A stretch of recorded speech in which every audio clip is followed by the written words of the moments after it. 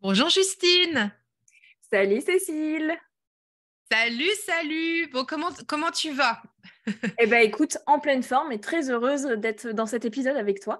Ah, c'est trop bien. On va parler d'identité de marque, enfin, d'identité visuelle, de branding, tout ça, de la communication visuelle. Et alors, juste un truc pour ceux qui nous écoutent au podcast. On tente un truc avec Justine aujourd'hui. Donc là, vous êtes dans le test and learn avec nous. Comme vous savez, j'ai l'habitude de faire ça. J'adore ça. En fait, on est en train de filmer en même temps sur Zoom pour pouvoir diffuser en même temps sur YouTube. Donc, si notre topo a fonctionné, normalement, vous pouvez nous écouter là sur votre plateforme de podcast et nous retrouver en visio sur YouTube. Alors, vous verrez, moi, je suis en mode assez chill. Justine, elle est toute pouponnée, donc trop bien. Je fais un petit effort, rien que pour vous. Bon, par contre, j'ai pas la meilleure des lumières, mais écoutez, j'ai fait un effort pour vous quand même. C'est ça. Non, mais il fait super beau. Donc, en fait, on fait aussi en sorte qu'on soit bien visible à l'écran. Enfin, on essaye, hein, on tente des trucs, hein. Justine, alors, tu es designer de marque. Mais je vais plutôt te laisser te présenter parce que comme ça, tu vas pouvoir expliquer vraiment ton positionnement. Et après, on vous racontera comment on a travaillé ensemble sur les intuitives. Super. Bah, écoutez, du coup, moi, c'est Justine, comme Cécile vous l'a si bien dit, alias Justina sur les réseaux. Donc, vous me connaissez peut-être sous ce nom-là. Je suis designer de marque personnelle. Alors, c'est un terme qui peut paraître peut-être un petit peu obscur comme ça quand on n'a pas l'habitude de l'entendre. Tout simplement, j'aide les personnes, les entrepreneurs centrés sur l'humain, les entrepreneurs qui sont au cœur de leur entreprise et qui accompagnent de l'humain, tout ça avec le cœur, à créer une image de marque qui leur ressemble vraiment dans le but de se différencier de leurs concurrents, mais aussi d'attirer leur cible de cœur. Parce qu'on est quand même entrepreneur pour s'épanouir, je pense. Et je pense que Cécile, tu ne diras pas le contraire. Pas du tout. Enfin, oui, enfin, je ne te dis pas le contraire parce que oui, je suis d'accord avec toi, on est là pour s'épanouir, c'est ça. Je suis super contente de t'accueillir. Enfin, voilà, je te le redis, Justine, parce que voilà, c'est un beau moment qu'on va partager avec vous ensemble, parce que on n'imagine pas à quel point l'identité visuelle, tout l'univers en fait de notre marque, ou même de nous, hein, même si on travaille avec notre nom à nous, à quel point c'est important et à quel point on a besoin aussi d'être un peu dans nos chaussons, dans cet univers-là. Et donc, on va aller décortiquer tout ça ensemble. Donc, merci encore, Justine, d'être là. C'est trop bien. Et je sais que parmi les auditeurs, il y a des personnes qui sont en train de s'installer aussi à leur compte. Et donc, j'espère vraiment que ça va vous aider à pouvoir poser les premières pierres, voir aussi comment s'est fait notre accompagnement. Et puis éventuellement, avoir envie de te contacter comme ça. Je serai prête. Toujours, toujours.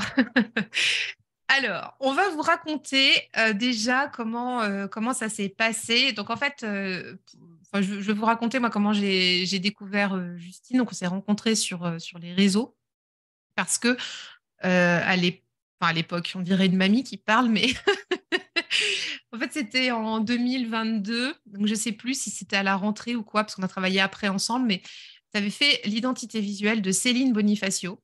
Oui. Et j'ai craqué sur cette identité visuelle-là. Et en fait, je suivais Céline sur Instagram. Donc, Céline Bonifacio, c'est une personne qui travaille beaucoup avec Notion, qui depuis a développé d'autres activités.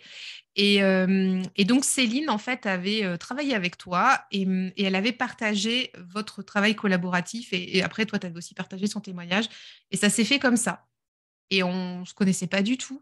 Et puis, je me suis rapprochée de toi assez simplement et rapidement parce que j'ai eu un gros coup de cœur sur l'identité visuelle de Céline et que moi, à l'époque, j'étais déjà en train de penser à travailler sur sur le changement de direction qu'allait prendre mon activité, puisque ceux qui viennent d'arriver, en fait, parce qu'il y a toujours des personnes qui arrivent et qui ne connaissent pas encore.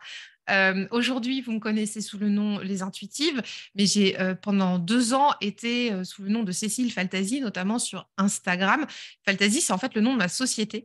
Donc j'avais mis Cécile Faltasi, le nom de ma société. Et puis c'est vrai que je n'avais pas forcément l'idée encore des intuitives, mais je savais que c'était en train. de bouger. Et donc, on a connecté comme ça et on a entamé un travail, du coup, qui a commencé avec une introspection. Une introspection au niveau de la stratégie de marque. Donc, fin novembre. Là, je suis en train de reprendre les dates sur mon petit pense-bête. Fin novembre. Et donc, on a travaillé là-dessus. Alors, Justine, j'ai beaucoup parlé jusque-là, mais je vais te laisser la parole parce que c'est intéressant qu'on puisse expliquer à nos auditrices, nos auditeurs, ce que c'est qu'une introspection sur sa stratégie de marque et pourquoi c'est nécessaire de le faire. Alors déjà, je vais peut-être commencer par le pourquoi, parce que je pense que ça donnera déjà peut-être plus envie d'en savoir plus. Tout l'intérêt de la stratégie, c'est de donner du sens à l'image, parce que c'est bien beau d'aller créer une identité visuelle, une image de marque. S'il n'y a pas de sens derrière, bah, en fait, c'est juste beau. Bon, c'est bien d'être juste beau, mais nous, ce qu'on veut, c'est développer un business. C'est pas juste avoir une apparence. Donc vraiment, le but, c'est de pouvoir justement mettre en image bah, qui nous sommes, de mettre en image ce qui nous tient à cœur, mettre en image qui, du coup, nous différencie de nos concurrents et aussi ce qui nous ressemble et donc parle à notre cible idéale. C'est vraiment tout l'intérêt de la stratégie de marque. Une stratégie de marque, quand on a une marque personnelle et qu'on est au cœur de son entreprise, quand on utilise le personal branding, le fameux dont vous avez certainement entendu parler, elle vient s'articuler, je dirais, sur 3 grandes parties. La première grande partie, c'est se poser des questions sur vous. Qui vous êtes? Quelle est votre histoire? Quelles sont vos valeurs? Qu'est-ce qui vous tient à cœur particulièrement? Comment vous en êtes arrivé justement à créer cette entreprise, ce projet-là qui vous tend à cœur et que vous êtes en train de faire grandir? Ça, c'est vraiment la première base qui est indispensable. La deuxième, c'est la stratégie d'entreprise. Alors celle-ci, vous en avez certainement déjà entendu beaucoup plus parler. C'est clairement ce que vous vendez, à qui et comment. Pour la faire très courte, ça résume bien les choses. Et aussi une chose importante, la vision que vous avez de votre entreprise. Comment vous imaginez votre entreprise dans X mois, X années, pour savoir vraiment quels sont vos projets, parce que typiquement, si vous avez envie d'avoir des salariés ou non, ça a beaucoup d'impact aussi sur l'image qu'on veut dégager. Donc ça, c'est les 2 points stratégiques qui sont fondamentaux sur lesquels moi je passe toujours avant même de passer à la création. Et c'est les 2 points qu'on a travaillé toutes les deux en amont avec Cécile pour les intuitives. Avant même de parler d'identité visuelle, de couleur, de je ne sais quoi, c'était vraiment ces 2 points fondamentaux. Le troisième point, moi, que je vois sur la phase stratégie qui me semble important dans le but de créer l'identité visuelle, si vous, ce n'est pas votre but, ce n'est peut-être pas le point le plus important, mais c'est justement s'intéresser aussi à vos goûts et vos inspirations.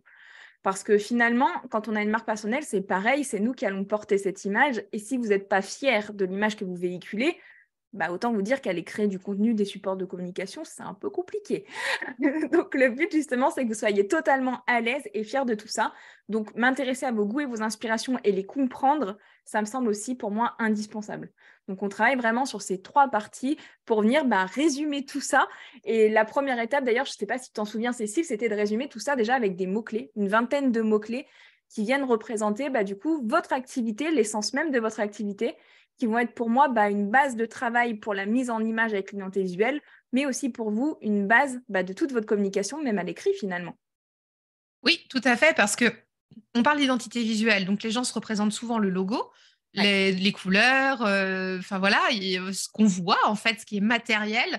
Mais c'est vrai que si on n'a pas toutes les fondations du projet d'entreprise, de la vision, de pourquoi on est là, à qui on s'adresse, etc., en fait, il y a pas de sens à cette identité. C'est-à-dire, enfin, imagine, on aurait mis une couleur rouge sang sur les intuitives, ça fait charal, quoi, tu vois. Enfin, c'est bon, j'exagère, mais t'imagines un peu le truc. C'était pas du tout approprié à l'univers que j'avais envie de mettre en place, en fin de compte. Je dis pas que ça aurait pas été cohérent, mais en tout cas, ça ne l'était pas dans le contexte que moi j'imaginais. Et donc voilà, oui, donc c'est pour ça que c'est important de repasser à la moulinette tous ces éléments-là. Et, et je tiens aussi à vous le dire, à vous qui nous écoutez, encore une fois, euh, dans l'académie des tarotpreneurs, moi j'accompagne des entrepreneurs. Donc on passe aussi sur ces sujets-là. Mais moi aussi, j'ai besoin d'être accompagnée sur ces sujets-là quand je travaille sur ma propre entreprise parce que on n'est jamais bon conseiller pour soi-même. Enfin, c'est pas qu'on n'est jamais. Bien sûr que si. On a notre intuition, on a notre expertise, mais pour des sujets comme ça, on a besoin de prendre le regard de la girafe, j'aime bien dire ça, et de pouvoir en fait être accompagné par quelqu'un. Et je t'ai choisi aussi parce qu'on ne se connaissait pas. Alors bien sûr, j'ai eu le coup de cœur avec tout ton univers, et tout ce que tu avais créé, hein, autre que bien sûr l'univers de Céline Bonifacio. Il y avait aussi toutes les autres créations, mais aussi parce qu'on ne se connaissait pas et que c'était chouette de pouvoir avoir quelqu'un de neutre, d'expert dans ma team, tu vois. Je le vois vraiment comme ça, comme un partenariat. Et, et même si comment dire, j'ai connaissance, j'accompagne aussi des personnes là-dessus, mais moi, c'est plutôt pour orienter marketing, c'est pas orienter identité visuelle. Bah, en fait, même si on est des pros, on a besoin d'être accompagné. C'est obligé. Il y a un moment donné, on ne peut pas tout faire tout seul. Et c'est bien aussi de se reposer les bonnes questions avec un autre professionnel parce que c'est mieux d'avoir deux cerveaux plutôt qu'un à un moment donné. Donc c'est pour ça que je vous mets un warning aussi à vous qui nous écoutez. Quel que soit le domaine d'activité dans lequel vous évoluez, quelles que soient vos compétences, moi je vous conseillerais toujours de vous faire aider, toujours de vous faire accompagner. C'est important. Donc voilà, ça c'est la Non, mais oui, parenthèse. prendre du recul, c'est vraiment essentiel. C'est très dur pour soi. Et ça, je pense, qu'importe notre métier, comme tu le disais, qu'importe notre activité. Et puis, tout ce travail aussi de stratégie de marque, ce qui est important aussi, c'est en fait d'aller écrire aussi noir sur blanc tout ce qu'on a pu expérimenter en amont, en fait. Moi, clairement, quand on est venu travailler ta stratégie de marque, Cécile, c'est pas moi qui t'ai donné les réponses. Je t'ai posé les questions, mais je t'ai pas donné les réponses. Tout simplement parce que justement, tu avais toi déjà fait ce travail de réflexion et d'expérimentation en amont. Et c'est comme ça qu'on a pu lui donner les vies. Et c'est aussi pour ça que tu étais prête à ce changement-là. Mais c'est vraiment prendre le temps d'écrire des choses noir sur blanc pour mettre tout ça en lumière, que ça soit par l'image ou même par le texte, par tout ce que vous voulez, par votre marque, quoi, par votre communication. Et c'est un bon exercice à faire parce que nous, on peut toujours se dire, quand on fait ces sujets-là, par exemple, tout seul, on peut répondre nous-mêmes à nos questions. Ah bah oui, je vends à qui, je fais quoi, mes valeurs. Bon, bah ok, hein, on est là tout seul dans notre tête. Mais par contre, d'aller l'expliquer à quelqu'un d'autre. Mm. Ah bah, en plus de ça, toi, tu es experte métier.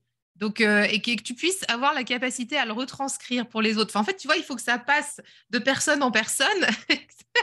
Et c'est chaud, quoi. Donc, c'est pour ça que c'est important de se faire accompagner parce que est-ce que tu es sûr que ce que tu fais tout seul dans ton coin, le message va bien passer à une autre personne? Donc, c'est pour ça aussi que c'était intéressant de faire important et nécessaire de faire cette introspection-là toutes les deux. Parce que, parce que si tu comprenais pas ce que je te disais, bah, c'était sûr qu'en face, les personnes n'allaient pas comprendre plus, hein. Ah, ça, c'était clair, hein. Carrément. Et puis surtout que je me rappelle, tu étais venue vers moi. L'une des premières choses que tu m'as dit, c'est moi, je veux pas du tout une image qui rentre dans les clichés de la spiritualité. Et ça, Ouais. c'est une chose. Alors, pour moi, c'était tout à fait OK parce que de toute façon, je ne suis pas vraiment dans la spiritualité, donc les codes, peu importe. Et puis moi, dans tous les cas, je parle de l'humain. Donc en fait, pour moi, c'était tout à fait OK, mais du coup, l'introspection, ce travail stratégique, il était encore plus important. Sinon, comme tu dis, on aurait pu rester dans des clichés de vue et revu. Allez, vas-y, on va mettre des petites étoiles, des petites lunes un peu partout et en avant Guingamp, quoi. Ouais, c'est ça. C'était vraiment, alors, c'est marrant qu'on parle de ça, mais ouais, ouais. Mais c'était vraiment important pour moi. C'était super important de pas tomber dans tout ce qu'on voit déjà, la petite boule de cristal, comme tu viens de dire, Mm. les petites étoiles, les lunes et tout ça. C'était ou même, alors moi j'adore le soleil, machin, j'en parle tout le temps, mais tu vois même les trucs qui rayonnent et tout que j'ai utilisés. Mm. Attends, attends, je me remets à ma place aussi, que j'ai utilisé, mais en fait qui me correspondent pas. Et quand ça a été le moment de travailler ça avec toi, de travailler ces fondations, c'est là où j'ai tout remis à plat. Moi, je suis pas dans, enfin voilà, j'ai pas envie d'être dans les clichés. J'ai envie juste d'être moi dans mon activité. À l'époque, les intuitives, j'avais même pas eu idée du truc. Je savais même Mm. pas que ça allait exister. Ça, on va y revenir après. Mais en tout cas, je savais que j'avais besoin de faire les fondations à ce moment-là. Et c'est pour ça qu'on a travaillé ça. Et tu as été patiente aussi, hein, parce que ça a été, enfin, ça s'est fait assez rapidement. Mais c'est vrai que ce que j'aimerais partager aussi, c'est que quand on fait du travail de fond comme ça, il y a un pas en avant, un pas en arrière, un pas en avant, un pas en arrière. Enfin, tu sais, c'est un peu le balancier là, et parce qu'on se dit, mais attends, ouais, ça va être gravé dans le marbre et tout, machin. Enfin, rien n'est gravé dans le marbre, mais il faut quand même des fondations solides. Donc, quand on les pose, quand on les valide, on s'y tient. Et tu as été plusieurs fois mon garde-fou quand même, hein. Bah, moi, mon but, c'est Ouais. que le travail qu'on fasse ensemble, il soit durable dans le temps. Et pour être durable dans le temps, bah, mine de rien, il faut se poser des questions, il faut savoir recadrer aussi pour dire, bah, finalement, c'est ça qu'on voulait passer comme message. Donc, attention, là, peut-être qu'on s'en éloigne. Ou est-ce que c'est vraiment assumé? Et dans ce cas-là, c'est pas un souci de venir réajuster les choses. Mais en tout cas, je trouve qu'à enfin, dans tous les cas, moi, il y a toujours un pourquoi derrière tout ce qu'on fait. Donc, dans tous les cas, il y aura une question qui va venir. C'est certain. Ah oui, c'est ça. Mais t'es bien sûr là, t'es bien sûr. En plus de ça, on a une anecdote. Enfin, récemment là, c'était hier ou avant-hier, je t'ai redemandé une toute petite modif sur une baseline, enfin vous savez, sur un élément de langage sous le logo qu'on avait défini. Et mais ça, enfin ouais, peut-être on y reviendra après, mais juste pour vous dire que donc on a fait une petite modif, mais j'en avais demandé deux, et Justine elle m'a dit non mais attends, t'es vraiment sûr là? Là t'es sûr parce que sinon si on bouge ça, ça va bouger ça, qui va rebouger tel élément, qui va refaire repenser à ça. J'ai dit bah non en fait je m'égare, donc non t'as raison, on va juste bouger ce tout petit truc et on garde tout le reste parce que c'est ça. Donc c'est important de travailler avec des pros qui sont nos anges gardiens parce que, parce que sinon, enfin, moi, je sais pas, enfin, tu commences à me connaître, on commence à se connaître un peu, tu sais. Je suis pas toute faux folle, mais c'est vrai que, tu sais, j'ai une idée, hop, un machin. Puis, ben, on aurait vite fait d'aller refaire la roue 150 fois, quoi. Donc, Je te rassure, tu n'es pas du tout la seule et c'est aussi pour ça qu'on vient vraiment poser les fondations et qu'on vient rationaliser les choses. En fait, c'est aussi pour ça qu'avoir une identité visuelle qui est purement esthétique, ça n'a pas de sens et ça sera jamais durable parce que bah, si c'est par rapport à vos goûts et vos inspirations, autant vous dire que vos goûts et vos inspirations, ils changent. Par contre, si vous venez faire des choix avec sens en sachant exactement, ah mais je sais pourquoi il y a telle couleur, je sais pourquoi ça c'est comme ça, pourquoi ça c'est comme ça, bah d'un coup, tu as beaucoup moins envie de le changer, quoi. Quand ça a du sens et que c'est cohérent avec ce que tu veux passer comme message. ouais, moi, c'est ce que ça m'a permis, l'introspection, cette phase-là, cette phase de stratégie de marque, c'était vraiment de poser les fonds, enfin voilà, on vient de le dire, mais de poser les fondations vraiment à plat, de l'écrire. D'ailleurs, tu restitues en fait un document de stratégie de marque quand on travaille ensemble.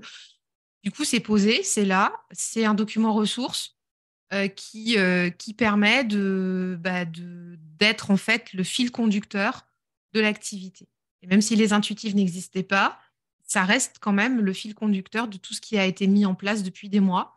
Et ça préparait aussi quelque part l'étape d'après. Donc, même si toi, tu as des clients qui font tout dans la foulée, Mm.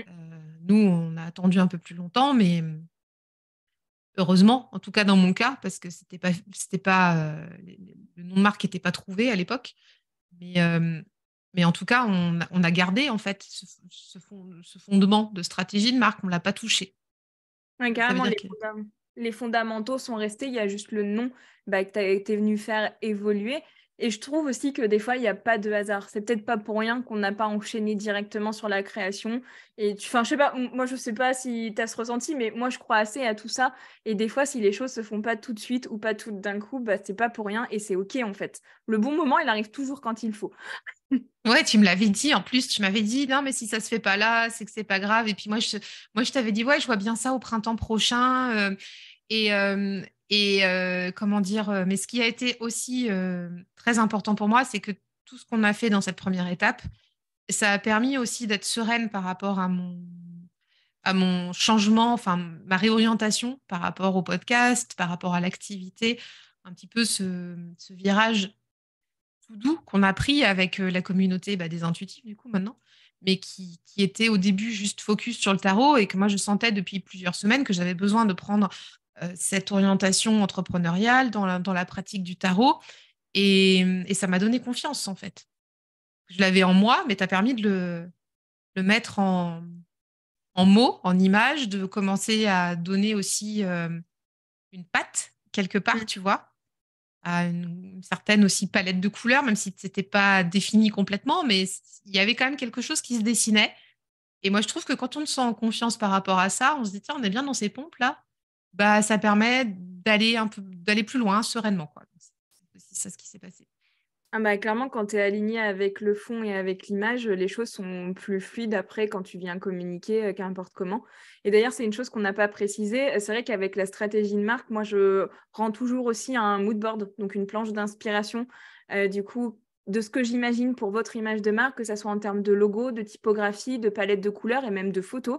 Bref, qu'on puisse se projeter dans l'univers que moi, j'imagine pour vous avec des photos d'inspiration. Et c'est vrai que toi, tu avais fait le choix, du coup, vu qu'on ne faisait pas la création tout de suite, de déjà commencer à venir utiliser ces codes-là dans ta communication pour venir faire évoluer les choses petit à petit et te sentir, on va dire, je pense aussi plus à l'aise dans tes baskets, entre guillemets, à ce moment-là. Ouais, je me suis approprié un petit peu quelques codes qu'on avait mis en place, comme j'ai pu, hein, et puis, mais au moins, ça me permettait de commencer à mettre les mains dans le cambouis. Mm. Ça me commençait je m'appropriais, si tu veux, un petit peu ce qu'on avait défini, ce qu'on avait mis en place.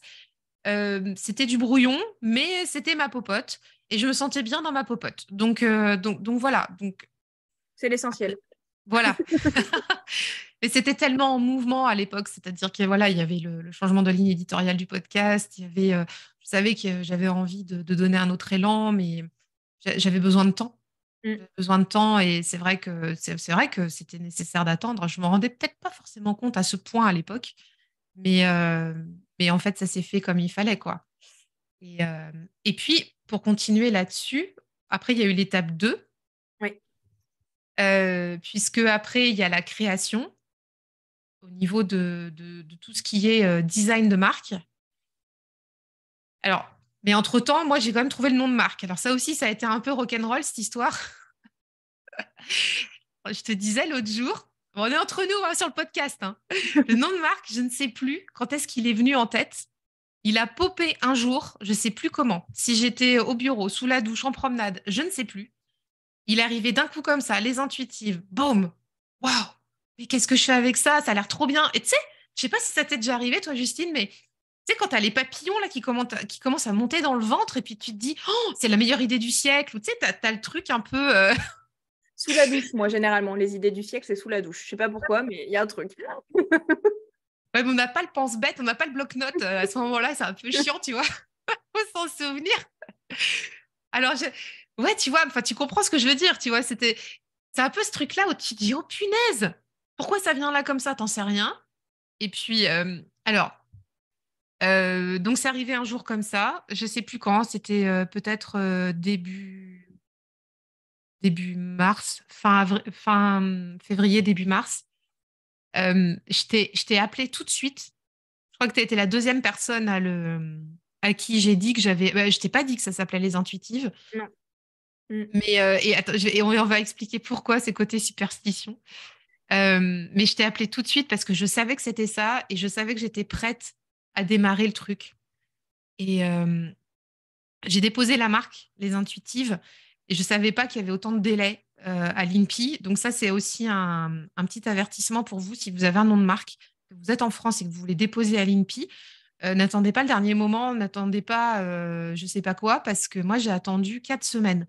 Il y avait un délai de entre 3 et 5 semaines pour avoir une réponse. Donc, c'est une réponse écrite, soit bien validée, parce que eux, ils font des recherches pour voir si la marque, elle a déjà été prise ou pas. Imagine, tu as quelqu'un qui dépose en même temps que toi. Le truc, c'est con, quoi. Enfin, donc moi, en fait, j'ai repris une marque qui existait avant, qui avait été déposée avant dans un autre domaine d'activité. Il y avait des classes. Alors, je ne vais pas rentrer dans le détail, mais quand vous déposez la marque à l'INPI, juste pour vous expliquer, vous avez des catégories, en fait, dans lesquelles vous rangez votre marque. Et il y avait des classes dans lesquelles elle avait été enregistrée aussi, mais elle n'était plus renouvelée. Donc, en fait, elle était disponible. Donc, c'était un peu un coup de poker, quoi. Enfin, elle était disponible, hein, mais je me suis dit, bah, on sait jamais. Tu vois pas que le mec ou la nana, il est redéposé son truc la même semaine que moi. Mm. Enfin, tu sais, on sait jamais, en fait, hein. Donc, c'est pour ça que j'ai pas dit tout de suite. Mais je t'ai dit, non, mais là, dès que j'ai le retour, on bosse ensemble. Donc, pour moi, l'étape, c'est que si vous avez un nom de marque, déposez-le. Et puis, donc après, on a pu s'atteler à la création design de marque. Donc ça, c'était toute la partie visuelle, enfin l'ambiance. Ouais. Il n'y a pas que le logo, et ça, c'est important. Carrément. Le logo, c'est l'élément un peu, on va dire, central du puzzle. Enfin, c'est comme un puzzle et tu as une pièce centrale. C'est un peu ça, en fait. C'est un élément fort de l'identité visuelle qui vient résumer énormément de choses de votre message. Mais par contre, s'il n'y a rien autour, il vit pas ce logo, il a aucune force, en fait. Et sans parler que sur la plupart de vos supports, vous n'allez pas forcément mettre votre logo. Prends le cas d'Instagram, si tu viens mettre ton logo en gros sur chacun de tes posts, t'as pas fini, quoi. Enfin, il y a un moment, si c'est ton seul moyen d'être reconnaissable, c'est que ton identité visuelle, elle n'est pas assez solide. Justement, l'identité visuelle, comme on le disait tout à l'heure, c'est le logo, c'est la palette de couleurs, c'est les typographies qu'on va utiliser, c'est les photos, le style de photo qu'on va utiliser, illustration, si illustration il y a. Enfin, c'est vraiment tout l'univers visuel. Et ça, il faut vraiment pas le négliger. Je dirais même que le logo, c'est même pas la priorité en vrai. C'est un élément central, mais c'est peut-être même pas la priorité quand on se lance, quoi. Alors pourquoi c'est pas la priorité justement quand on se lance? Parce qu'en fait, le logo, c'est un élément qui demande beaucoup plus de travail, beaucoup plus de temps et donc beaucoup plus d'investissement aussi. Du coup, est-ce que c'est vraiment une priorité en début d'activité? Moi, j'aurais tendance à dire non parce que pour moi, justement, rien qu'en ayant déjà des couleurs fortes qui valorisent votre message, des typographies fortes qui valorisent votre message, vous vous retrouvez déjà avec deux éléments super impactants visuellement parlant qui vont déjà marquer votre présence et permettre aux gens de vous identifier. Le logo, encore plus quand on se lance sur les réseaux sociaux, il va être visible quasi nulle part. Donc au final, est-ce que c'est vraiment la première chose à faire et à penser? Pas forcément, je dirais. Enfin, c'est vraiment pas... Pour moi, si vous devez prioriser les choses, pensez plutôt à vos couleurs, vos typographies, avant même de penser au logo. Et si vous n'avez pas de logo au début, c'est OK. Ça ne vous empêchera pas de communiquer. Bon, après, tout est question de mindset et de est-ce que oui ou non, je me mets des freins là-dessus, est-ce que j'ai besoin que tout soit parfait? Enfin, ça, il y aurait pas mal de débats côté mindset à faire. Mais pour moi, c'est vraiment pas l'indispensable au tout début de l'activité. Donc en fait, toi, tu dis tout ce qui était fait en communication avant, enfin, je parle de ça dans les années 90, 2000. On commence avec son logo, sa carte de visite, puis après on fait un site internet. Enfin, dans les années 90, on oublie, mais vous voyez ce que je veux dire. Vous voyez ce que je veux dire. Je suis remontée un peu trop loin. Mais moi, tout ce que j'ai connu, par exemple, il y a 10 ans dans le monde de la communication, on va plutôt partir là-dessus, où on se disait, non, mais la première étape, c'est le logo, la carte de visite. Après, tu vas faire ton site et après, tu vas voir ce qui se passe sur les réseaux sociaux. Aujourd'hui, c'est pas du tout l'ordre dans lequel on suggère de faire les choses. On est d'accord. Enfin, si Bah, tu travailles avec Internet, en tout cas. Moi, en tout cas, non, parce que pour moi, il faut toujours que les choses elles aient du sens. Et rappelons-le, en début d'activité, objectif numéro un, trouver des clients pour se faire son expérience. Moi, l'objectif, il est là. C'est pas avoir la meilleure identité visuelle du monde, ni la meilleure stratégie du monde, ni utiliser les meilleurs supports du monde. Non, c'est de trouver un moyen d'aller à la rencontre de sa cible pour avoir de l'expérience et savoir ce qu'on veut vraiment. Parce que de toute façon, tant qu'on n'a pas essayé, on ne sait pas. Donc, pour moi, je reste vraiment focus là-dessus. Et si venir créer un logo, venir créer un site internet, venir créer je ne sais quoi d'autre pour vous communiquer, c'est un frein, justement, ou du moins un gros ralentissement pour venir chercher ses premiers clients, ça veut dire que c'est pas ce qu'il faut là, maintenant, tout de suite. Ou alors, dans ce cas-là, si vous y passez trop de temps et que pour vous, c'est vraiment essentiel et que vous n'arrivez pas à passer au-dessus, c'est là que ça peut venir important aussi de travailler avec un professionnel et de déléguer cette partie pour arrêter de repousser le vrai passage à l'action qui est d'aller chercher des clients, quoi. Ouais, ben, je te rejoins complètement là-dessus parce que tu disais tout à l'heure que c'était une question de mindset. C'est est-ce que déjà tu es bien dans tes pompes d'entrepreneur et de te dire, bah, moi j'ai une identité forte déjà au niveau de mes couleurs et ça me va bien si je fais des posts et je mets des couleurs qu'on reconnaît facilement avec une typo, comme tu dis, un peu osée et tout, mais en fait, ça va, mon boulot, c'est d'aller chercher des clients. Ou alors, si côté mindset, on a besoin d'avoir ceinture et bretelles, parce que c'est ça en fait le sujet, pour se sentir en pleine confiance, pour y aller. C'est vraiment à chacun de voir aussi, oui, mais le curseur, je te rejoins sur le fait que c'est pas nécessaire de tout mettre en place dès le début. Après, effectivement, on est d'accord toutes les deux pour dire que si vous avez besoin de ça pour démarrer, bah, mais dans ces cas-là, faites appel à un pro, quoi. Parce C'est ça. que, voilà, Faites-le, mais n'y perdez pas des semaines, voire des mois, en fait. Et surtout on ça, est et c'est pour ça d'accord. que je parle de faire appel à quelqu'un, c'est que si c'est pour le faire, pour repousser pendant des semaines, des mois, la réalité des choses, donc d'aller chercher des clients, là, c'est nul. Enfin, ça va pas vous aider, en fait. Et je comprends que les gens aient ce besoin. Je comprends tellement que j'ai même créé une offre pour ces gens-là. Donc, je sais à quel point c'est un besoin et à quel point c'est profond chez mes clients de se dire non, mais sans ça, je me sens même pas confiante d'aller créer le moindre post sur les réseaux sociaux, de distribuer la moindre carte de visite. Donc, je peux pas, je n'y arrive pas seule. Ok, mais dans ce cas-là, faites appel à quelqu'un pour vous aider et vous enlever ce poids-là et être fier après de votre communication pour y aller, quoi. Enfin, parce que faut aller chercher les clients. Enfin, ça reste quand même la base de tout entrepreneur, hein, je pense, hein. Et ça vous enlèvera de la charge mentale parce que Oui. croyez-moi, combien d'entrepreneurs j'ai vu essayer de faire tout seul Et en fait, ça procrastine, ça recommence et ça recommence et ça recommence et alors ça, ouais, on change le truc d'un logo, on change le truc d'un truc. Et en fait, on n'avance pas sur le sujet de fond qui est développer sa boîte, aller chercher des clients. On est là en train de se prendre le chou sur un accent sur une carte de visite ou une couleur. Est-ce que c'est trop bleu, pas assez bleu? Enfin, sérieux. Mais c'est pas possible en fait. Donc, dans ces cas-là, faites-vous accompagner. Au moins, le boulot, il est fait, propre. Et puis, comme en plus, toi, tu disais, tu as une offre spéciale pour ça, pour démarrer comme ça, mettre le pied à l'étrier. Bah, au moins, après, quand on est prêt, on peut continuer à aller plus loin en ayant mis aussi tout ce qu'il faut en place en amont, si on avait besoin justement de ce coup de pouce, quoi. Ah, mais carrément. Puis, de toute façon, soyons clairs, même un travail d'identité visuelle, qu'on soit en début d'activité ou je dirais aguerri. Quand je dis aguerri, c'est qu'on a déjà de l'expérience, qu'on sait déjà clairement avec qui on veut bosser, comment et tout, parce qu'on a déjà expérimenté plein de choses. C'est pas un nombre d'années, c'est une expérience, c'est un vécu, en fait, hein, clairement. Le travail, il n'est pas du tout le même, en fait. Parce qu'en début d'activité, notre stratégie, elle est hypothétique. On a posé des hypothèses qu'on va aller tester par l'expérience. Tant que tu n'as pas de client, c'est de l'hypothèse. Donc, partie de là, tu peux forcément pas créer, même visuellement, quelque chose qui sera aussi solide et aussi durable que quelque chose quand tu as une stratégie qui est forte et solide, quoi. Donc, le travail, il n'est pas du tout le même et il sera pas non plus aussi durable. Par contre, si ça vous donne vraiment confiance pour communiquer, d'avoir une image professionnelle, faites-le, mais faites-le bah, du coup avec un autre processus, par contre. Pour moi, le processus ne doit pas être le même quand même. C'est ça. Et pour cette partie, justement, étape de la création qu'on a faite, donc le design de marque, comment t'as travaillé pour... oh là, la question à moitié complexe. Comment tu travailles ça, en fait? Donc, tu reprends la stratégie, tout ce qu'on a fait en amont. Bien sûr, on a refait un brief. Et toi, comment ça se passe? Parce que c'est là où tu vas rentrer vraiment dans la phase créative, artistique aussi. Ouais, c'est tout un monde. Je pense qu'on a chacun notre façon de fonctionner là-dessus.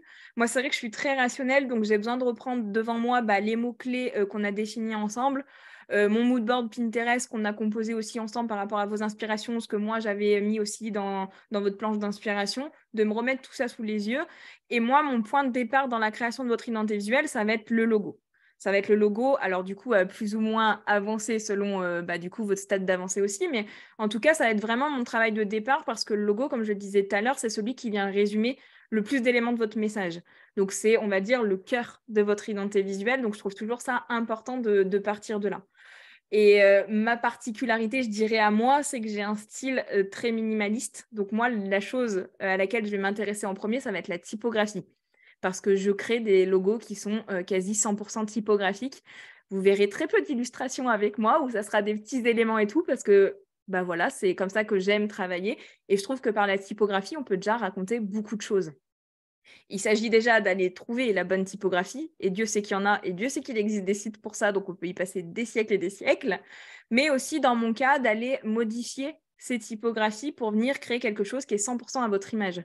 Je sais pas, je prends un exemple, si j'ai un endroit, un angle qui est méga carré et qu'au contraire, vous voulez plus de la douceur, quelque chose de convivial et pas du tout carré, bah, cet angle-là, je vais aller l'arrondir. Enfin, il n'y a pas de limite à tout ça. Donc, c'est un peu là où toute la magie vient s'effectuer, en fait. C'est que je vais venir accumuler beaucoup d'éléments qui vont m'inspirer votre marque et que je vais venir assembler, tester. Soyons clairs, les tests, généralement, je vous montre le résultat final, mais des tests derrière, il y en a eu des centaines ou je ne sais combien, je ne les compte pas, mais il y en a eu beaucoup. Mais venir tester les choses pour me dire à la fin, bah là, c'est bon, je suis, enfin, je sais pas comment vous dire, pour le coup, il y a un côté quand même intuitif, me dire, bah là, je sens que c'est le résultat qui correspond mieux à la personne avec laquelle je travaille, et du coup, je vais lui présenter ça pour ouvrir la discussion toujours. J'impose rien par contre. On ouvre toujours la discussion, on explique ses choix, on rationalise les choix, mais il y a toujours de l'échange. Ça, pour moi, j'arrive pas à trouver mon mot, mais c'est non négociable, mais c'est pas du tout le mot que je voulais dire. Mais Oui, au niveau de l'échange, que pour toi, c'est important qu'il y ait oui, cet échange qui perdure. Ouais, ouais, ouais. Et carrément. moi, je trouve que c'est tout l'intérêt des logotypos aussi, parce que comment dire, ça passe pas de mode. Oui. Il y a aussi des tendances dans les logos, dans les couleurs. Et bon, moi, je pense que je suis convaincue, enfin, en tout cas, j'en suis convaincue d'ailleurs, qu'un logotypo a plus de durée de vie qu'un logo qui est ultra dessiné, qui vit une tendance, en fait, et qui, dans 1 an ou 2, sera déjà obsolète quelque part. Bah, en fait, c'est généralement plus on fait des choses simples, plus elles vont mieux vieillir. Plus tu fais des choses compliquées avec plein de détails, plus il y a des chances que ça va mal vieillir. Et pire même, que ça soit peu lisible. Parce que je pense que c'est aussi une chose à laquelle il faut penser dans votre communication visuelle et encore plus dans le logo, et que beaucoup de personnes oublient malheureusement, c'est qu'il faut que ça soit lisible et que ça soit impactant, en fait. C'est quand même ça tout l'intérêt de ce travail-là, quoi. Donc, moi, en tout Qu'on cas, c'est puisse. comme ça que j'ai fait le choix de travailler. Après, il y a certains professionnels qui travaillent beaucoup avec l'illustration. Pour le coup, pour moi, il n'y a pas de mieux, moins bien. C'est aussi à vous de savoir ce avec quoi vous accrochez le plus, quoi. Oui, oui, tout à fait. Oui, oui, oui. Ça, c'est sûr. On peut aussi mêler de l'illustration dans l'identité visuelle avec un logo très épuré, typo, enfin, avec une Mm. structure très épurée, quoi. En Ça, c'est vrai, tout aussi est possible. possible. Oui, oui. Tout est possible. Et c'est pour ça, ne vous limitez pas aussi à... Genre, ben, je reprends l'exemple. J'ai eu l'une des personnes qui te connaît bien au téléphone en appel découverte qui m'a dit j'ai adoré ce que tu as fait pour Cécile, mais par contre, c'est pas du tout mon univers à moi. Oui, mais en fait, c'est pas du tout un souci parce que moi, je pars de vous. Donc, heureusement que c'est pas ton univers parce que déjà, moi, Heureusement. qu'est-ce que je m'ennuierais à créer tout le temps les mêmes identités visuelles entre nous, hein? Mais justement, on va dire un bon professionnel, designer de marque, graphiste, vous l'appelez comme vous voulez, il va prendre le temps d'apprendre à vous connaître et savoir déjà ce qu'il a à valoriser au niveau du visuel. Donc en fait, il n'y aura jamais deux identités visuelles identiques. Certains ont parfois un style graphique très marqué et c'est OK aussi. Mais voilà, ça sera jamais pareil parce que dans ce cas-là, sinon vous vous divorcierez. Enfin, ça, je sais pas, ça serait tout le temps les mêmes personnes, il n'y aurait pas de différence, vous serez tous dans le même lot, quoi. Donc c'est super important justement d'avoir quelque chose d'unique. Et d'où toutes les fondations dont on a Oui, parlé avant. C'est ça pour me ça que paraît tout le monde est tellement, unique. ça me paraît tellement normal, tu vois, que j'y pense pas. Mais oui, clairement. Oui, mais c'est même aussi pour ça qu'on part de l'humain. C'est que s'il y a bien un seul truc qui nous permet de nous différencier en tant qu'entrepreneur, c'est nous, c'est l'humain, quoi. Il y a pas deux Cécile pareil, il n'y a pas deux Justine pareil, il n'y a pas deux, je ne sais pas comment vous appelez, vous qui nous écoutez, mais enfin, on est unique et c'est sur ça qui. Enfin, moi, je suis convaincue que c'est là-dessus qu'il faut miser, quoi. Bah ouais, carrément. Mais je suis convaincue aussi.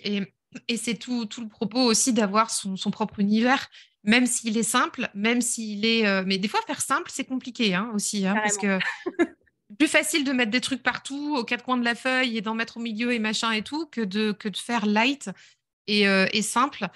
Et il y a une anecdote là-dessus, tu sais, sur le logo, je t'avais dit qu'on en parlerait. C'était, je sais pas si vous voyez, vous qui nous écoutez là, dans le logo, il y a alors, une porte, une carte qui symbolise le tarot. C'est les deux en fait, hein. Ça se veut une porte et ça se veut une carte. Et au début, quand j'ai reçu le logo, quand j'ai accueilli ça, bah, déjà, ça me plaisait beaucoup. Donc, il n'y avait pas de sujet. Et puis, enfin, cet élément graphique donc, qui est très fort aujourd'hui et que j'adore aujourd'hui, je ne pourrais pas m'en passer. Les intuitifs ne seraient. Enfin, pour moi, c'est un élément très fort de la communication. Qu'est-ce que je veux dire là-dessus? Oui, cette carte, en fait, qui symbolise justement bah, la cartomancie, le tarot dans le logo. Au début, je ne savais pas quoi en faire. Je t'avais dit, hein, c'est pas que j'aime pas ou que j'aime bien, c'est que je sais pas, ça m'interpelle, mais je sais pas comment, je sais pas quoi en faire de ce truc-là. Et, et en fait, je me suis dit assez rapidement, si j'ai demandé à Justine de m'accompagner, c'est pour les bonnes raisons. C'est parce que elle sait ce qui va fonctionner. Bah, justement, on en revient encore aux fondations avec notre échange aussi pré-création. Et qu'on avait bien identifié que les intuitifs, c'était du communautaire, c'était voilà, qu'il y avait le tarot, l'entrepreneuriat, enfin tout, voilà, tout ce dont vous avez déjà ces éléments-là. Et en fait, tu m'as expliqué pourquoi tu avais mis ça. Et je me suis dit, alors au début, il m'a fallu un temps d'adaptation, mais parce que j'avais pas imaginé que ça Mm. puisse être une proposition comme ça. Et en même temps, c'est la meilleure proposition, tu vois. Parce que si j'avais voulu faire à ma sauce, bah, on en revient toujours au même, hein. Tu fais à ta sauce, tu as ton bouille et puis tu demandes à personne. Mais c'est pas sûr qu'on soit dans le vrai, quoi, hein. Alors que là, en fait, cette proposition, elle m'a interpellée et je me suis dit, maintenant, fais confiance, parce que moi, ça m'interpelle, donc ça va certainement interpeller les autres. Et maintenant que je me la suis appropriée, j'adore en fait mettre ma petite porte. Il y a quelqu'un, tu vois, dans ma petite porte quand je vais finir ma phrase sur les supports.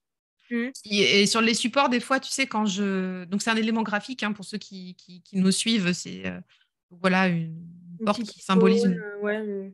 icône qui symbolise une carte de tarot et une porte en même temps. Et j'ai eu plusieurs personnes dans ma communauté qui sont revenues vers moi suite au partage du logo et qui m'ont dit, ah, ça me fait penser à la grande prêtresse. Et parce que, en fait, dans le tarot, tu as une carte où, j'en ai pas là, évidemment, où tu as en fait une. Ah, si, on est en vidéo. Alors, vous êtes dans le podcast, c'est en vidéo. Alors, dans le podcast, ça va être chiant, hein. Il va falloir attendre que je trouve la carte. Et plusieurs personnes m'ont dit, ça me fait penser à la grande prêtresse avec ses piliers autour d'elle. Donc, en fait, les gens qui sont qui sont pareils dans le domaine du tarot et tout, se sont très rapidement identifiés à cet élément graphique. Donc, bien vu, bien joué. Et dites-vous que je ne connais même pas cette carte et que je n'y connais rien au tarot. Non, ah, t'es une Bon, intuitive aussi, hein. bon, mais complètement. Enfin, pour tout te dire, et je crois que je te l'avais jamais raconté, c'est ce symbole, alors il n'était pas aussi net dans ma tête, mais en tout cas, pour moi, il a commencé à naître au moment de la stratégie. Quand tu as commencé à me parler de je veux mettre en avant ce côté business, pas être trop spirituel, enfin du moins pas dans les clichés et tout, mais quand même évoquer le tarot qui te tient à cœur et qui est l'un de tes outils principaux aujourd'hui, je m'étais dit, il va falloir faire un truc avec cette carte de tarot, alors sans tomber dans le cliché de la carte de tarot toute dessinée, illustrée, machin et tout, mais en tout cas arriver à l'évoquer de façon assez géométrique, parce qu'au final, ce symbole-là, il est super géométrique, il est super minimaliste. On n'est pas sur 10 000 fioritures ou quoi, il va à l'essentiel. Et je sais pas pourquoi ce système de porte, et surtout quand tu m'as parlé des intuitives, ce côté, pour moi, les intuitives, il y a ce côté, tu suis ton chemin, tu vois, tu oses aller vers ton chemin, et le côté de porte, il m'est venu direct. Donc ouais, je pense qu'il y a ce part d'intuition. Pour le coup, j'aurais pas de choses plus rationnelles à vous dire pour justifier ce que j'ai créé, mais ça m'est venu pop directement au niveau de la stratégie, en fait, tu vois. Et ça, c'est pas toujours le cas quand tu designs des Si, identités. il y a beaucoup de choses qui marchent par l'intuition. Alors, qui marchent par l'intuition parce que j'ai appris à vous connaître et à connaître votre entreprise par la stratégie. Sinon, je n'ai pas d'intuition juste en voyant quelqu'un face à moi. Je suis pas médium, pour le coup, je n'ai pas ces dons-là. Mais du coup, en lisant, ouais, j'ai toujours des choses qui me pop à me dire, ah ouais, là, je vois ça plus comme ça, là, ça plus. Il y a beaucoup d'intuition aussi dans la création. Je ne saurais pas vous expliquer les choses à 100% rationnellement non plus. Bah ouais. Mais en tout cas, bien vu parce que tu vois, et c'était vraiment pour moi un challenge aussi. J'avais pas d'attente, hein, par rapport à ce logo. Je savais que c'était le bon choix de te confier les clés de la création. Et je me suis complètement, j'ai lâché prise. Je me suis dit, OK, j'entends ce qu'elle me dit, c'est parfait, c'est ça. À moi, enfin, ça me plaisait. Si ça me plaisait pas du tout, on aurait fait autrement. Mais ça me plaisait. Donc j'ai dit, bah, à moi de m'adapter un peu à ça. C'est surprenant, mais en même temps, j'ai choisi de me faire accompagner aussi pour être surprise, pour que ça me fasse réagir aussi et d'avoir une identité forte. Alors j'ai retrouvé cette carte, alors qui n'est pas dans un tarot classique, mais qui est dans le tarot de la fortune de Mrs. Crobb, qui est tout le temps sur mon bureau en ce moment. Donc là, j'ai la carte de la prêtresse, tu vois, elle est sur un espèce de trône. Hmm. Je sais pas si on voit bien. Moi, Et je vois en tout cas, ouais. voilà, et tu vois, derrière elle, en fait, il y a un espèce de grand, grand trône avec un énorme siège. Et les personnes qui connaissent le tarot m'ont dit, ça me fait penser à la grande prêtresse. Et moi aussi, hein, ça me fait penser à ça. Et ça, c'est la reine de denier dans ce jeu-là.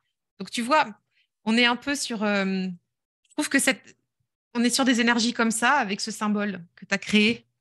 Donc, et alors, j'aime bien le mettre. Je mets le nom des intuitives en dessous, surtout sur mes publis Insta. Pas toujours, mais de temps en temps. Puis je mets la petite porte au-dessus. Et sur les workbooks aussi, j'ai fait pareil. Ah, de C'est-à-dire toute que façon, vas-y, vas-y. le logo, je ne le mets pas partout, bien sûr. Comme tu disais, autrement, on s'en sort plus. Mais par contre, c'est un élément graphique que je reprends, en fait, par petites touches. Et il y a un fil rouge, tu vois. Et je trouve que pour mes clients aussi, c'est intéressant. Ils savent où ils sont. Je sais pas. Ah, mais carrément, ça permet d'avoir une expérience client beaucoup plus immersive. C'est le cas déjà avec les couleurs, c'est le cas déjà avec les typographies que vous allez utiliser pour le coup sur tous vos supports et tout. Mais c'est vrai que le logo, des fois, quand on vient l'utiliser, selon le support, ça vient charger le truc, ça vient rajouter une information à lire alors qu'il y en a déjà beaucoup. Donc, justement, le but, c'est d'aller à l'essentiel et de mettre des touches de rappel. Dans ton cas, la carte de tarot est une touche de rappel que tu peux venir utiliser sur tous tes supports de communication sans venir mettre le logo. Pour d'autres, ça sera carrément autre chose. Des fois, c'est même qu'une lettre. une lettre, mais super graphique qu'on vient réutiliser partout. Il y a plein de possibilités, mais c'est toujours important d'avoir... De toute façon, un bon logo, c'est un logo qui s'adapte à tous les supports. C'est-à-dire que c'est pas un logo qui a juste une version et qu'on va venir utiliser partout et vas-y, on te le met même s'il n'est pas lisible et tout. C'est au contraire un logo qui va avoir plusieurs versions, qui va pouvoir s'adapter à tous les supports, qu'on soit en horizontal, en vertical, en petit, en gros, sur du clair, sur du foncé. Enfin, c'est vraiment important. Et là, du coup, ça nous mène un peu à la fameuse troisième étape, c'est que c'est bien beau d'avoir une belle identité visuelle, mais si vous ne savez pas l'utiliser, ça ne sert peut-être pas à grand-chose. Alors du coup, dans cette étape-là, Justine, qu'est-ce que toi, tu mets en place avec tes clients? Ça, c'est intéressant qu'on puisse se projeter là-dessus.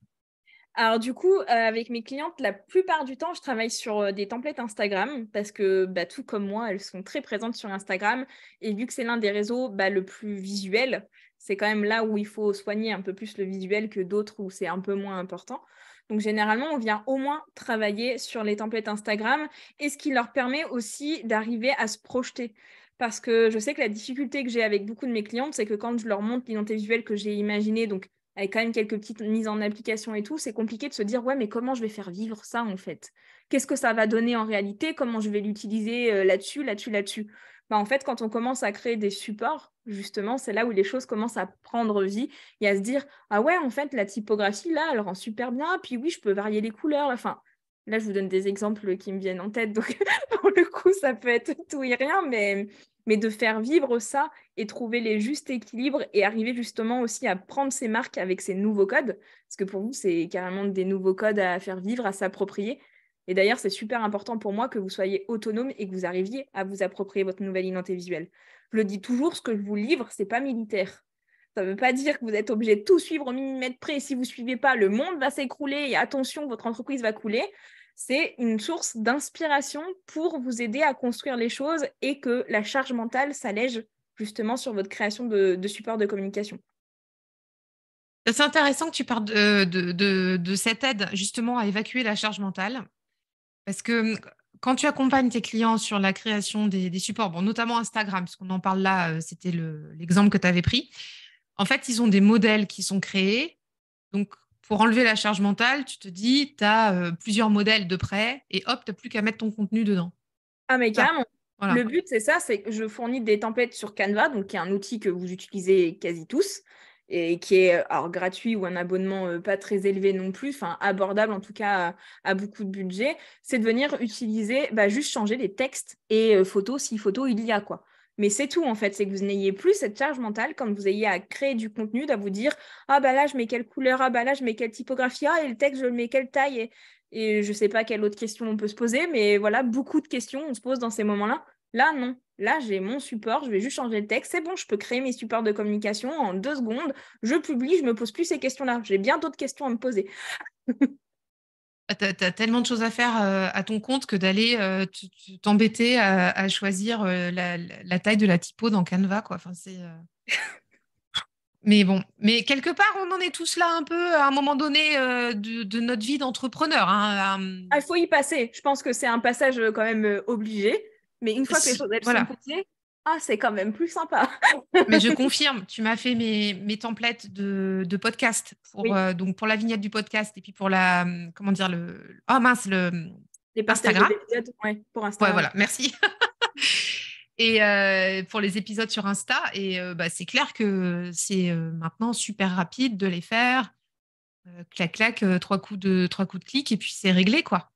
Et je me prends plus la tête à savoir dans quel sens je mets le texte, le machin, alors que pourtant, très sincèrement, j'avais des templates. Avant, j'allais pas passer 3 heures à chercher dans Canva, hein. J'avais un ou deux modèles qui étaient déjà faits. Mais malgré tout, j'ai quand même plus d'efficience. Alors déjà plus de plaisir. Déjà, ça, c'est une chose à utiliser les templates que tu m'as fait parce qu'ils sont parfaitement calés avec ça, avec l'univers. Et puis, ça va plus vite. En vrai, ça va tellement vite. Donc, c'est cool. C'est vraiment cool. Et puis vous avez déjà tellement de questions à vous poser sur ce que vous allez mettre dans le fond, de comment vous allez développer votre entreprise, comment machin, comment truc. Plus on peut s'enlever de la charge mentale, pour moi, plus il faut le faire. Et c'est pour ça que fournir une boîte à outils à mes clients et un accompagnement nécessaire pour qu'ils soient autonomes et qu'ils gagnent du temps là-dessus, juste indispensable en fait. Je me verrais pas livrer juste une identité visuelle, juste un logo et vous dire « Allez, débrouillez-vous ». C'est inimaginable pour moi. Et ça, je t'ai jamais demandé, est-ce que tu fais aussi les visuels Pinterest? Ouais, ça j'en ai fait avec certaines de mes clientes. Alors, ou visuel Pinterest qu'on vient poster pour repartager des articles de blog, des articles de podcast ou qu'importe ce que vous voulez y mettre. Ou des fois, rien que venir brander l'espace, tu sais, avec la photo de couverture et les Oui. couvertures des tableaux, ce genre de choses. En fait, en vrai, les supports de communication, après, c'est complètement à la carte selon les besoins. Pour moi, le but, c'est que vous reveniez me voir si c'est vraiment nécessaire pour vous et que vous voulez grandir votre boîte à outils. Si après, vous vous sentez autonome de faire les choses par vous-même, c'est tout à fait OK pour moi. Ce que je dis toujours à mes clients, c'est que moi, c'est un plaisir de retravailler avec vous quand vous avez besoin, mais je ne veux pas que vous vous sentiez obligé de venir retravailler avec moi juste parce que peut-être je vous tiens contractuellement, je vous oblige à faire les choses et de repasser par moi. Non, il faut que vous veniez parce que vous avez envie de le faire, en fait. Et je pense que c'est comme ça qu'on arrive mieux à développer les choses, dans tous les cas. Mais tous les supports sont possibles et imaginables. La seule chose que moi, je ne fais pas, c'est que je ne fais pas de site internet. Ce n'est pas moi qui vais venir vous créer votre site internet. Je peux vous aider justement à le designer et à savoir quelle couleur utiliser ou quelle typographie utiliser mais ce n'est pas moi qui vais aller sur WordPress, Squarespace ou tout ce que vous voulez comme plateforme, aller créer votre site internet. Ce n'est pas mon expertise et je reste dans mon expertise. Oui, puis tu fais du print aussi. Enfin, c'est vrai qu'on est Oui. beaucoup sur le digital, mais on parlait des cartes de visite tout à l'heure. Si on a besoin d'avoir une carte de visite, un flyer, un livret, enfin quelque chose, enfin, il y a possible, enfin je dis un livret, mais on s'entend, tu vois, travailler un e-book, une couverture, quelque chose comme ça. Il y a possibilité aussi de travailler comme Ah, ça, mais donc ça c'est carrément. cool. Même si un jour vous voulez sortir un magazine, ça me ferait grand plaisir de reprendre un peu d'édition. Parce que c'était mon cœur de métier de base, le print, tous les supports imprimés. Donc oui, carrément. Avec grand plaisir. Donc les supports, ça s'adapte, c'est selon les besoins, mais il ne faut pas faire pour faire. Encore une fois, c'est faire avec sens et pour que ça soit vraiment utile pour toucher votre cible et communiquer, quoi. Top, top, top. Alors, est-ce qu'on a fait le tour de ce qu'on voulait voir? Attends, je suis en train de regarder ici. Est-ce qu'on a tout Euh, raconté? ouais, je pense qu'on a tout raconté, mais euh, toi aussi, tu as évolué du côté de tes offres et je pense que comme ça, on va aller tranquillou vers la fin de l'épisode là-dessus, tu vois, parce qu'on s'était noté ça. Parce qu'on a parlé beaucoup des intuitives, mais il y Oui. a aussi, il y a aussi eu du cheminement de ton côté par rapport à l'accompagnement client. Tu nous as un petit peu expliqué tout à l'heure justement que tu avais une offre pour ceux qui démarraient, le petit pied à l'étrier justement dont on parlait. Parce que tu as aussi, au contact de tes clients, identifié des attentes, des besoins. Et j'aimerais bien qu'on en parle parce que, mine de rien, ça fait réfléchir aussi quand on discute de ces Mm. choses-là. Bah, Comment t'accompagnes aujourd'hui tes clients? je les accompagne de deux façons différentes. Comme je le disais, je les accompagne quand ils sont en début d'activité, quand c'est vraiment un frein pour eux, justement de communiquer parce qu'ils ont honte de ce qu'ils ont créé, voire ils n'arrivent pas du tout à créer quelque chose et qu'ils n'arrivent pas à communiquer du coup, et donc pas à trouver leurs clients. Donc, je les accompagne à ce moment-là pour venir créer une première identité visuelle professionnelle, certes qui leur ressemble, mais qui ne sera pas aussi stratégique que, comme on l'a dit tout à l'heure, avec une stratégie aussi solide. C'est impossible d'aller creuser autant quand l'expérience n'est pas là. Mais en tout cas, cette première identité visuelle qui donne vraiment la confiance de communiquer et qu'on a envie quand même de montrer au monde entier et qui nous facilite la vie, quoi. Ça, c'est vraiment le premier travail. Et cette offre-là, quand on s'est connus au mois de novembre dernier, elle est... Attends. Mais je sais même pas si en vrai on a commencé à échanger au mois de novembre dernier. Est-ce qu'on n'aurait pas commencé à échanger avant? Avant. En fait, je pense que mon cheminement a évolué. C'est qu'à l'époque, cette offre-là, je l'ai proposée qu'aux personnes vraiment en tout début d'activité. C'est-à-dire des gens qui ne communiquaient déjà, qui n'avaient rien du tout, qui ne communiquaient déjà pas du tout, qui n'avaient pas du tout de clients. Et d'office, toi, quand on avait échangé, je m'étais dit, bah non, elle a déjà de l'expérience, elle sait où elle va et tout. Donc forcément, pour moi, elle va plus sur l'autre offre. Et c'est là où peut-être que j'ai fait une erreur à l'époque. Enfin, une erreur, c'est même pas tant une erreur, mais c'est qu'en fait, les choses, elles évoluent. Je me suis vite rendu compte que finalement, mon autre offre pour les entrepreneurs, on va dire, aguerris, la grande frustration que beaucoup de personnes que j'avais pris en stratégie, c'était que on ne peut pas faire la création tout de suite, faute de budget, faute de temps, enfin, faute de plein de choses. Et du coup, je m'étais dit à l'époque, tiens, il faut que je leur trouve une solution, une autre solution. Et c'est ce que je t'avais proposé, que j'ai proposé aussi à deux autres de mes clientes que j'avais pris uniquement en stratégie, à leur dire, j'ai trouvé une solution, je pense, à mi-chemin pour te permettre de créer ton identité visuelle, du moins les bases de ton identité visuelle plus rapidement. Et je vous ai fait une proposition personnalisée à vous, et rien qu'à vous, pour le coup, c'est même pas une offre qui est sortie officiellement, mais c'était Je vraiment confirme, spécial je pour l'ai vous. vu nulle part ailleurs. Mais c'était pas le but, en fait. Pour moi, le but, quand je crée mes offres ou que je fais des propositions à mes clients, c'est avant tout de répondre à leurs besoins et de venir débloquer des choses. Et c'était quelque chose qui était pour moi, en travers de la gorge, le mot est peut-être un peu fort, mais qui me titillait, tu vois, depuis fin 2022, où je me disais, mince, j'ai 3 clientes qui ont fait que la stratégie, que je sens un peu frustrée de ne pas pouvoir passer à la création et tout, juste pour une histoire de budget. Alors, je dis juste entre guillemets, parce que oui, l'argent ne tombe pas du ciel, on est bien d'accord. Mais du coup, c'était important pour moi de vous proposer une solution plus adaptée à vos besoins actuels, sans pour autant juste vous dire, bon, bah alors je te fais une réduction de X euros, qui pour moi n'a pas de sens parce que mon prix, je l'ai calculé pour qu'il soit juste. Donc le brader pour le brader, pour moi, ça n'a aucun sens. Par contre, vous proposez une solution adaptée à vos besoins dans un budget qui vous correspond plus, ça, c'était OK.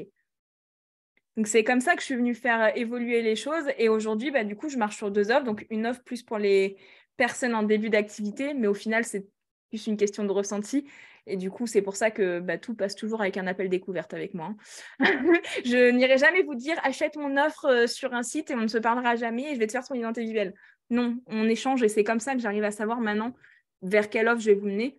Et l'autre, du coup, bah, qui est Métamorphose, qui est mon offre où, du coup, pour les entrepreneurs plus aguerris, où on vient de creuser au niveau de la stratégie comme on l'a fait toutes les deux, parce que toi, tu étais sur cette offre au départ, donc on va bien en profondeur au niveau de la stratégie, mais où là, on vient créer une identité visuelle beaucoup plus en profondeur, voire même parfois avec des sous-marques, des filières, genre de choses qui permettent d'avoir un univers de marque vraiment complet, vraiment fort, qu'on peut utiliser partout, vraiment partout sur le long terme et qui sera durable.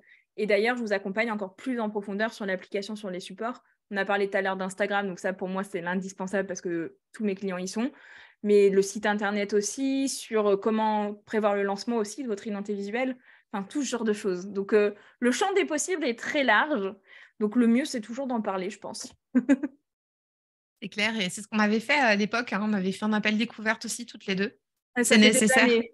Ça fait des années que je passe que par ça. Pour moi, c'est impossible de dire, genre, enfin, même pour moi, vu qu'il y a une grosse part d'intuition et de feeling, je dirais, avec mes clients, si je me retrouve en visio avec quelqu'un où je ne le sens pas du tout, je me sens pas à l'aise et tout, j'aurais aucun souci à vous dire, je ne suis pas la bonne personne. Enfin, pour moi, c'est aussi notre rôle de professionnel, qu'importe votre domaine, de pouvoir dire à vos prospects, à vos clients, je ne pense pas être la bonne personne pour ça. Si on connaît des gens qui sont la bonne personne, bah, recommander d'autres gens, c'est OK. Si on ne connaît pas, bah, au moins donner des petites pistes de réflexion de pourquoi moi, je ne me sens pas la bonne personne.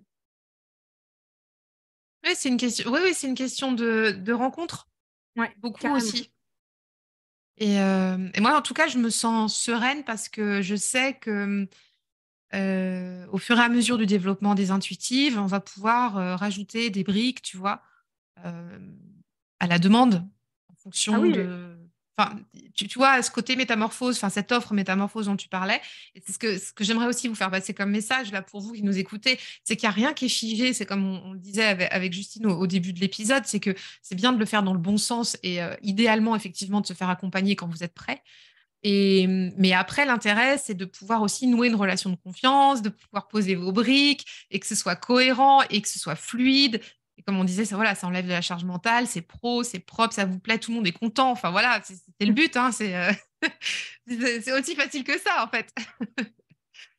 et puis je pense que c'est aussi, enfin pour moi c'est carrément une fierté aussi de vous voir grandir, de vous voir faire développer les choses, que ce soit moi qui les ai créées ou non d'ailleurs. Je prends aussi beaucoup de plaisir à découvrir ce que vous créez par vous-même et comment vous arrivez à développer parce que moi j'ai sorti de mon cerveau un peu, tu vois, enfin comment vous le faites vivre et tout. Donc pour moi c'est trouver le juste équilibre après d'entre ce que vous avez le temps de faire, l'énergie et l'envie de faire et ce que vous avez peut-être moins envie de faire, pas le temps mais peut-être un peu de budget bah, pour le déléguer. Ça, après, c'est d'autres questions de je délègue pas. Il y a toujours un questionnement, une balance à trouver, mais tout est possible en fait.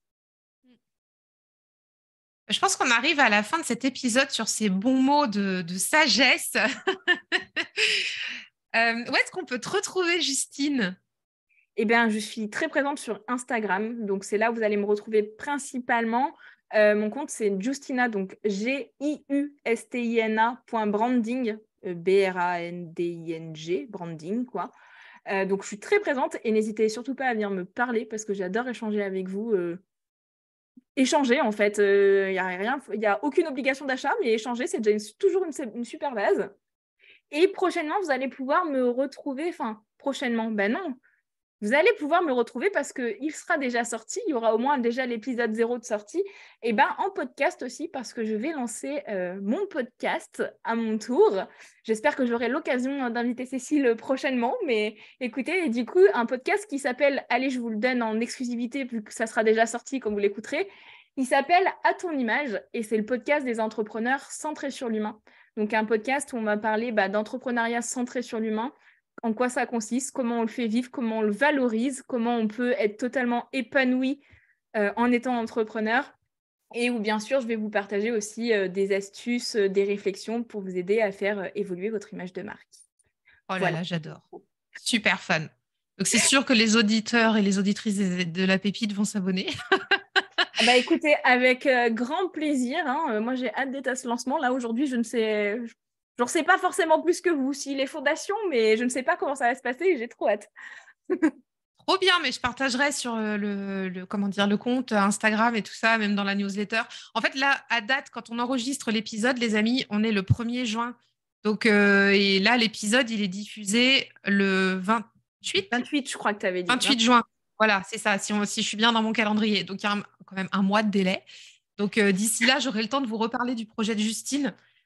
Et puis de vous le partager parce que c'est trop cool des podcasts comme ça, on en a tellement besoin. Puis alors ici on adore travailler avec l'humain, c'est un peu ce qui nous anime, tu vois. Donc Et puis alors, trop tu bien. vois, moi j'adore la façon dont on a enregistré cet épisode, c'est qu'on parle limite comme si vous étiez à côté de nous. Bon, on aimerait bien vous voir en présentiel, mais bon, à défaut, on parle entre nous. Mais c'est exactement l'esprit que je veux garder, ce côté spontanéité. Enfin, pour moi, c'est ça la vraie vie en fait. Et tant pis s'il y a des Ouais. quoi, tant pis s'il y a des eux, quoi.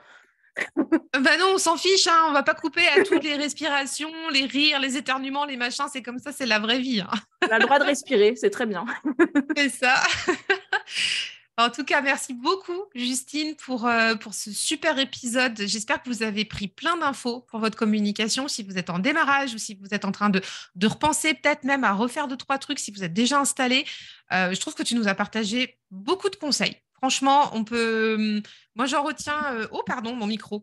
Voilà, vous voyez ça, par exemple, je ne vais pas le couper. J'en retiens qu'on peut démarrer avec des couleurs, enfin voilà, une identité de couleur forte, sans prise de tête, du moment qu'on est bien aligné avec ce qu'on a envie de faire, du moment qu'on sait à qui on s'adresse. Et puis, on peut y aller petit pas par petit pas. Et si on a envie d'aller plus vite, eh ben, on se fait accompagner. Voilà, c'est mieux. Comme ça, on fait les choses propres, bien dès le début. Je crois que c'est une super conclusion et un super résumé. Écoute, moi je trouve ça très bien en tout cas. Super. Je mettrai toutes les coordonnées de Justine dans les notes de l'épisode. Vous allez retrouver ça juste en dessous. Et puis, bah, écoute, Justine, je te dis à très bientôt, franchement. Et puis, bah, bon lancement pour le podcast qui sera déjà lancé. Mais pareil, je mettrai le lien en note de l'épisode aussi du podcast. Comme ça, les gens pourront te retrouver. Vous avez qu'à cliquer dans la barre d'infos, voilà, et vous trouvez le podcast de Justine. Allez vous abonner, ça va être d'enfer. Voilà. Merci beaucoup. Franchement, merci déjà beaucoup à toi pour ton invitation parce que j'étais très contente de partager cet épisode avec toi.